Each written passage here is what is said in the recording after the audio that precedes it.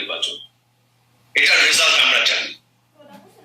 BNP বেশিরভাগ seat পাবে, তবে দেশের খুব একটা বেশি দিবে না বিএনপিকে, আর জামাত 120-30টা সিট পাবে, যাতে একটা উইক গভর্নমেন্ট থাকে, কোন দল যাতে একা 150 সিট না পায়। এই রেজাল্ট কিন্তু নিশ্চিত করা হয়েছে। আপনি ভোট দেন কি না দেন।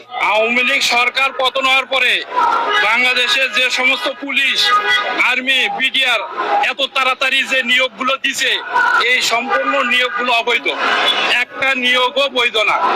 কেন এত তাড়াহুড়ো করে নিয়োগ দিতে হবে, কেন এত তাড়াহুড়ো করে তাদেরকে রাস্তায় নামাইতে হবে? এই আইন শাসন আরো ধ্বংসের মুখে ফেলে দিছে। ছাত্ররা যতগুলা মব সৃষ্টি করছে, ওরা যত বড় টুয়া কথা বলে, ওরা যত বেফাস কথাবার্তা বলে, এই জাতি এটা স্পষ্ট দেখে।